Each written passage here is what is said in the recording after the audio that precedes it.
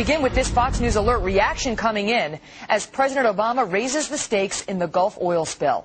Just a short while ago, the president vowing that his administration will prosecute if any laws were broken. If the laws on our books are insufficient to prevent such a spill, the laws must change. If oversight was inadequate to enforce these laws, oversight has to be reformed. If our laws were broken, leading to this death and destruction, my solemn pledge is that we will bring those responsible to justice on behalf of the victims of this catastrophe and the people of the Gulf region. So what does BP have to say about that? Moments ago, I asked BP's Chief Operating Officer, Doug Suttles, that very question. Watch this. Doug, thank you so much for being here. Your reaction to President Obama's comments this morning? Well, I think they're perfectly understandable. I can appreciate why he's saying that and why he thinks the laws need to change and why if laws were broken, they need to be enforced. Were they? I think, as you know, I have no idea. I think, as you know, that my focus here has been all about the response. I'm not actually involved in the investigations. I'm trying to get this thing stopped and actually get it fought offshore and cleaned up when it does get to the beach. Wait a minute, but you're the COO of the company and you're not sure whether laws were broken? Well, you know, as I said, I haven't seen the results of any of the investigations. I don't know that they're even complete. And since April the 20th, I've actually only worked on one thing, and that's this response. That's all I've done since that time. And I think we just have to wait and see what those investigations find, and we'll deal with those findings once they're out there. All right, so I just want to make sure I understand correctly. You are not ruling out the possibility that BP broke laws, behaved criminally in the lead up to this disaster. You know, I'm not making any comment on that at all. As I said, all I'm focused in on is this response, and I think that's what the people here want me to do. I'm working quite closely with the Coast Guard and the other agencies as we do that. We need to let the investigations run their course, and they'll find what they find, and we'll deal with that when they find it. So you don't have any problem, then, I take it, with the Attorney General, Eric Holder, coming down to the region and meeting with the state and local prosecutors.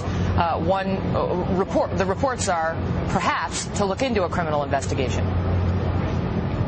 You know, that doesn't surprise me that they're doing that. I think that's what the president's ordered him to do. That's what the people are actually doing. So it doesn't surprise me they're doing that. But once again, I can tell you that, you know, myself, colleagues in the Coast Guard, colleagues in the other government agencies that are helping us here, that isn't distracting us. We're staying very, very focused on the task we have. In fact, where I'm here at Port Fourchon, it's all about how do we get more people to the front line faster, and that's what Captain LaFerre and I were down here looking at today. Well, I understand that, and I know that you know the residents of this country really want that to be your focus, how to fix it, not how did it happen in the first place. Nonetheless, the latter remains a focus of our investigation into this. I mean, if this was a criminal act, if there was criminal negligence that led to the destruction of these marshlands and, 11 men lost their lives and on the damage goes, obviously BP needs to be held accountable. You would agree with that? You know, this is a very tragic event, whether it's about 11 lives that were lost or whether it's the impact to the region. And, of course, what we have an opportunity to do is try to minimize that. And if there are legal issues associated with it, as I said, they'll find their course. I think what we can do right now and what matters the most is how do I minimize the impact on this region? And that's what I'm working on every day, and that's what I'm working on with people like the Coast Guard every day. Mr. Suttles, before I let you go, I want to ask you, who in your organization at this point can speak to whether or not a crime may have occurred here?